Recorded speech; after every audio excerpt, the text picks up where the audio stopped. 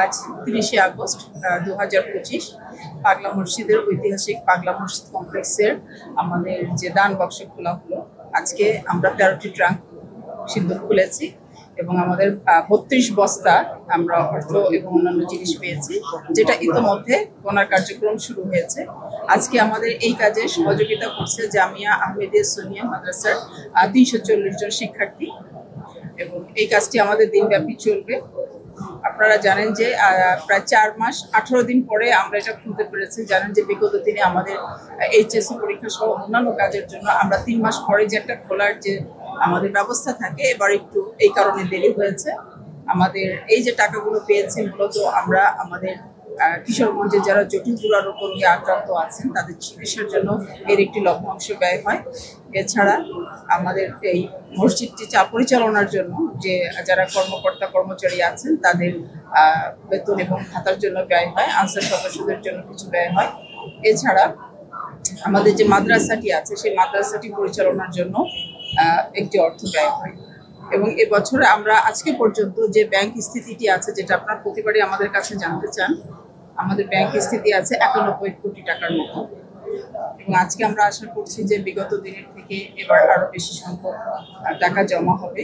এই মাসের প্রথম দিকে আমাদের মাননীয় ধর্ম উপদেষ্টা মহোদয় এসেছিলেন, পাগলা মসজিদ পরিদর্শন করেছিলেন। উনি বলেছিলেন টার্কিশ ডিজাইনে যেন একটি আধুনিক ইসলামিক কমপ্লেক্স হিসেবে পাগলা মসজিদকে গড়ে তোলা হয়।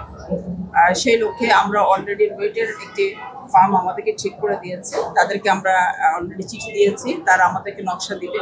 নকশা চূড়ান্ত অনুমোদন হলে আমরা একটি অংশীজন সভা করে সর্বজনের মাধ্যমেই এটি অনুমোদন হলে আমরা হয়তো ভিত্তিস্তর প্রস্তর স্থাপন সহ অন্যান্য কাজগুলো দ্রুত শুরু করতে পারব। জানেন যে আমরা অনলাইনে দানের করার একটি ব্যবস্থা করেছি, সেখানে ৫ লক্ষ টাকার মতন এসছে এবং এটি জানে ইংলিশ ওয়েবসাইটটা হওয়াতে আমাদের কাছে কিছু ফিডব্যাক এসছে যে যদি বাংলায় যদি ওয়েবসাইটটা হয় তাহলে যারা দেশ বিদেশে আছেন তাদের জন্য সুবিধা হয়।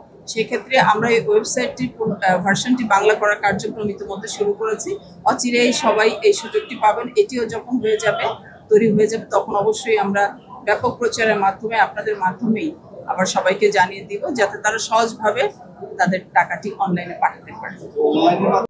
সকাল থেকে আমরা সকলে সম্মিলিতভাবে কাজ করে যাচ্ছি এবং সকাল থেকে এই যে আমরা সিন্দুক খুলে যেটা বস্তায় করে এবারে এনে আবার গুড়ার কাজ শুরু হয়েছে। আমাদের পুলিশ আছে, সাথে আর্মি আছে, আনসার আছে, সকলে মিলে সম্মিলিতভাবে আমরা কাজ করে যাচ্ছি।